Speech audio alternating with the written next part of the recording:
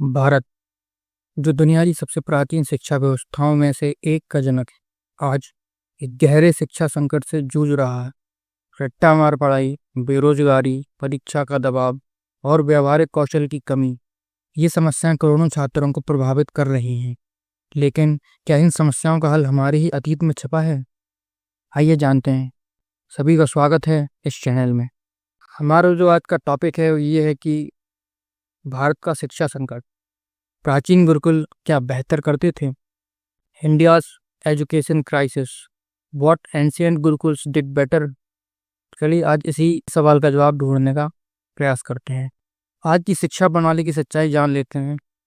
आज की शिक्षा व्यवस्था क्या हाल? आईआईटीज और आईआईएम्स जैसे संस्थान होने के बावजूद भारत की ग्लोबल रैंकिंग इन मामलों में बहुत नीचे है।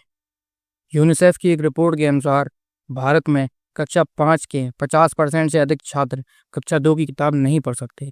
वहीं ग्रेजुएट्स की बड़ी संख्या उद्योग के लिए उपयुक्त नहीं मानी जाती। भारत के शिक्षा संकट से संबंधित कुछ बिंदु इस प्रकार: 50% से अधिक छात्र बुनियादी पढ़ाई में असफल रहते हैं। ग्रामीण क्षेत्रों में ड्रॉप आउट की दर अधिक है। रट्टा प्रणाली हावी है। समझदारी की कमी है। छात्रों में तनाव और आत्महत्या के मामले बढ़े। डिग्री के बावजूद बेरोजगारी है। कुल मिला के छात्रों का जीवन तनावग्रस्त है। लोग शिक्षित तो हैं लेकिन बेरोजगार हैं। ब्रिटिश शिक्षा प्रणाली आने से पहले भारत में गुरुकुल व्यवस्था प्रचलित थी। गुरुकुल सिर्फ स्कूल नहीं था, वो एक जीवन शैली थी। शिष्य अपने गुरु के साथ रहकर गणित, दर्शन, आयुर्वेद, शास्त्र, संगीत, खगोल विज्ञान, युद्ध कला और खेती तक सीखते थे। यह संपूर्ण विकास पर केंद्रित था, ना कि केवल किताबों पर। आइए जानते हैं कि गुरुकुल व्यवस्था क्या थी। विद्यार्थी गुरु के साथ रहकर शिक्षा ग्रहण करते थे। निःशुल्क शिक्षा दी जाती थी, जो कि समाज या राजा द्वारा वित्त पोषित रहती थी। चरित्र, अनुशासन और कौशल के विकास पर ध्यान दिया जाता था। आध्यात्मिक और बौद्धिक उन्नति पर भी ध्यान दिया जाता था। सिर्फ पढ़ाई काफी नहीं थी, विद्यार्थियों की बौद्धिक उन्नति होनी चाहिए, इसके भी अनेक प्रयास किए जाते थे। गणित, खगोल शास्त्र, आयुर्वेद, नीति, संगीत जैसे विषय यहाँ पढ़ाए जाते थे। चलिए अब जानते हैं कि गुरुकुलों में ऐसी कौन सी 7 चीजें थीं जो आज के स्कूलों से बेहतर थीं और जिनसे हम आज भी सीख सकते हैं। संपूर्ण विकास, सिर्फ किताबी ज्ञान नहीं बल्कि चरित्र, अनुशासन और सोच का विकास होता था। व्यावहारिक शिक्षा, खेती, खाना बनाने की कला, युद्ध कला जैसी चीजें भी सिखाई जाती थी, यानी कुकिंग का काम भी सिखाया जाता था। व्यक्तिगत शिक्षण, गुरु हर शिष्य को व्यक्तिगत रूप से समझते थे और उसी अनुसार शिक्षा देते थे।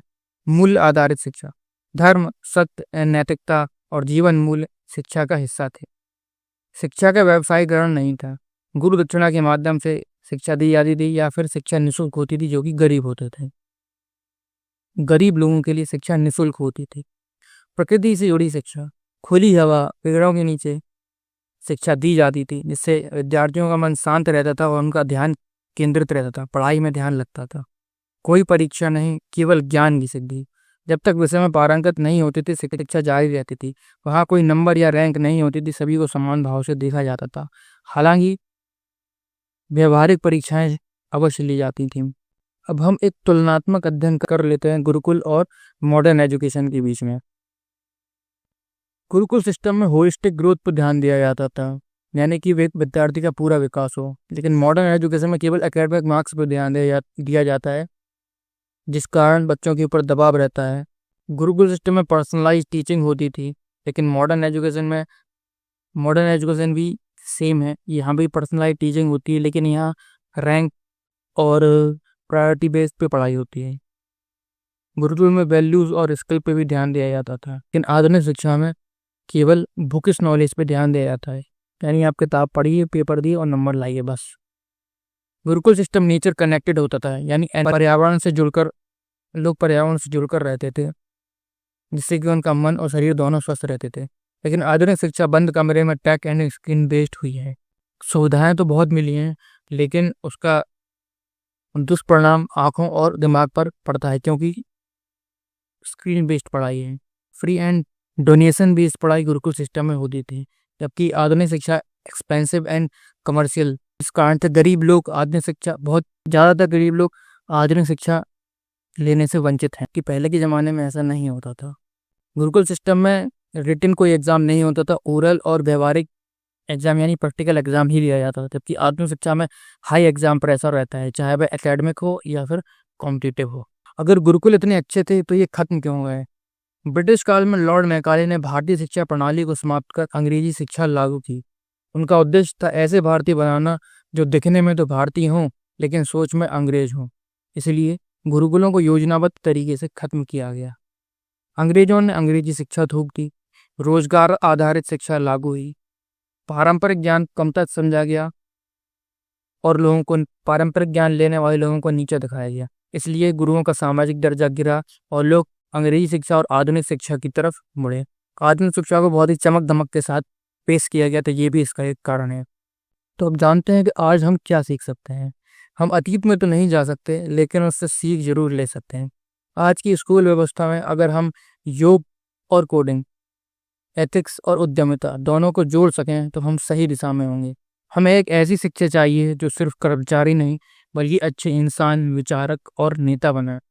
गुरुकुलों से आज की शिक्षा के लिए सबक क्या है? मूल्य और ध्यान का समावेश, कौशल आधारित व्यवहारिक शिक्षा, सिर्फ नंबर पर ध्यान नहीं दिया जाए बल्कि ज्ञान पर भी ध्यान दिया जाए। गुरु शिष्य संबंध को महत्व दिया जाए, यानी शिष्य गुरु का सम्मान करें। प्रकृति के साथ तालमेल बिठाकर मतलब क्लास का माहौल ऐसा बनाया जाए कि वहाँ प्रकृति के साथ तालमेल बिठाकर शिक्षा दी जाए, ना कि सिर्फ बंद कमरे में पढ़ाई दी जाए। भारत को शिक्षा सुधार नहीं, शिक्षा पुनर्जागरण की जरूरत है। गुरुकुल प्रणाली हमारे लिए एक प्रेरणा बन सकती है। आइए प्राचीन ज्ञान को आधुनिक कक्षा में वापस लाएं। आपके इस पर क्या विचार है हमें कमेंट में अवश्य लिखें। वीडियो अच्छा लगा तो उसे लाइक करें, कमेंट करें, शेयर करें और चैनल को सब्सक्राइब करें। जय हिंद, जय भारत।